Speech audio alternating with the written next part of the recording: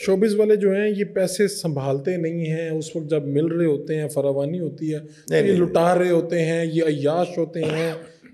آپ نے کیا دیکھا ہے؟ دیکھیں جی اندر کا سچ کیا ہے؟ میں آپ کو بتاتا ہوں.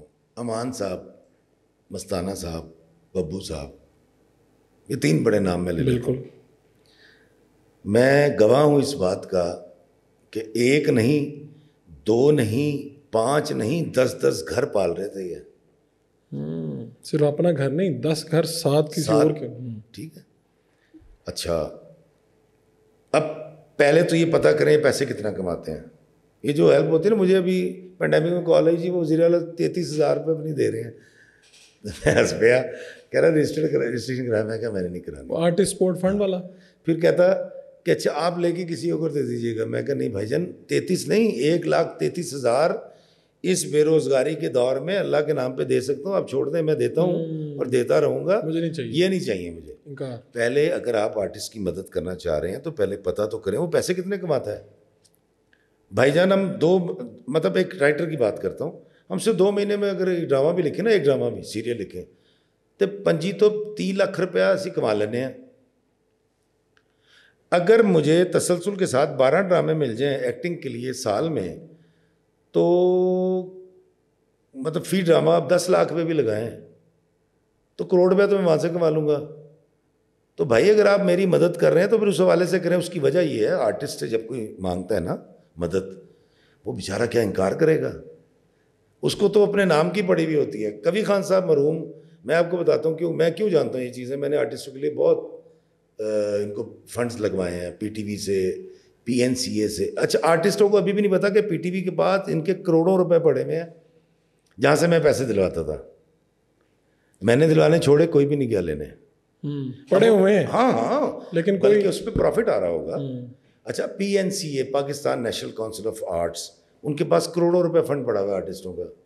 اب چونکہ میں تھوڑا سا مصروف ہو گیا، میں نے 10 سال 12 سال بڑا کام کیا. میں ان کے فارم فل کرتا تھا، اس کو ٹیسٹ کرواتا تھا. ان کو پتہ نہیں بیچاروں، ان کو پتہ ہی نہیں ہے بیچاروں. لوگ سمجھتے ہیں یہ بڑے تیز ہوتے ہیں، یہ تو بڑے معصوم. نہیں بڑے معصوم لوگ ہیں یار. گھر ان کے پاس نہیں ہوتے، کرائے کے گھروں میں رہتے ہیں. پھر ان کو کرائے کا گھر کوئی نہیں دیتا کہ جی یہ تو ایکٹر ہے گا جی. اینٹی آرٹ سوسائٹی ہے ہماری، ہمیں ماننا پڑے گا. تو میں نے جب اپنی تھوڑی سی مصروفیت، میرے بچے بھی تھے اور فلاں، تو میں نے کچھ مطلب الحمدللہ عارف جعفری صاحب حیات ہیں ابھی، پی این سی سے ریٹائر ہو چکے ہیں، اللہ ان کو زندگی دے، ڈائریکٹر تھے. میں نے کوئی 170-75 آرٹسٹوں کے فنڈز لگوائے تھے جس میں فلم کے زیادہ تھے. آپ نے دیکھا اپنی زندگی میں کہ یار ایک شخص کا بڑا عروج دیکھا اور بعد میں آپ نے دیکھا، ویسے تو یہ ایک نارمل کہانی ہے، لیکن آپ نے خود دیکھا جس کے آپ پہلے شاہد تھے کہ یار یہ بندہ لوگ ترستے تھے اس کا ٹائم لینے کے لیے. میں نے بہت سارے دیکھے. رومانہ بیگم کا وائنڈ اپ دیکھا میں نے.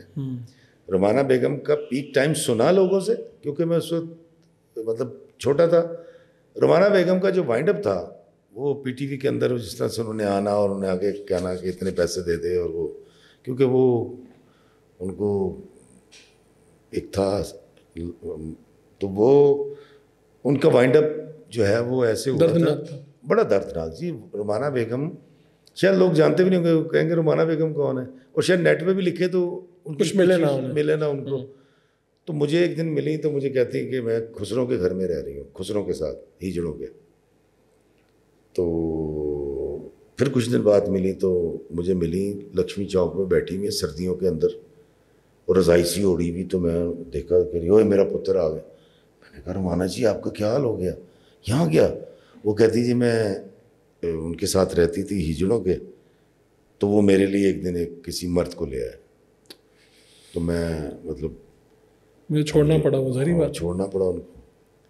اب میں کیا کر سکتا تھا؟ میرے پاس بڑی بات ہے، میری جو اس وقت انکم تھی 700-800 روپے مہینہ تھی، 1100 تھی شاید. اب میں کہاں سے دیتا؟ کام تو مجھے ملتا نہیں تھا، میں نیا نیا اسٹرگل کر رہا تھا. تو میں جو کچھ کر سکتا تھا ان کے ساتھ کر لیتا تھا. پھر مجھے بتایا ہمارے رانا صاحب ہیں، اسار رانا کے جو بھائی ہیں جی، وہ شاہ نواز رانا صاحب نے بتایا وہ اپنی بیگم کو لے کر گئے گنگا رام ہاسپٹل.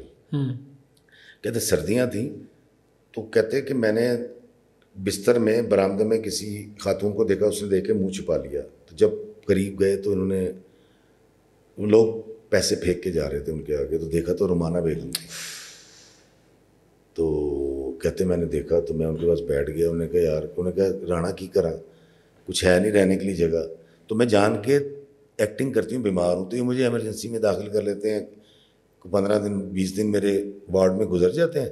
پھر جب یہ مجھے ڈسچارج کر دیتے ہیں تو میں یہاں برآمدے میں آ کے لیٹ جاتی ہوں. لوگ پیسے پھینک جاتے ہیں تو میں گزر اوقات کر لیتی ہوں. اور ان کے روج کا تو لوگوں سے سنا آپ نے؟ سر رومانہ بیگم کا وہ کٹا ہوا دانت ہی اتنا خوبصورت جب وہ ہنستی تھی لگتا تھا. تو ہمارے میں نے بڑے لوگوں کے وائنڈ اپ دیکھے.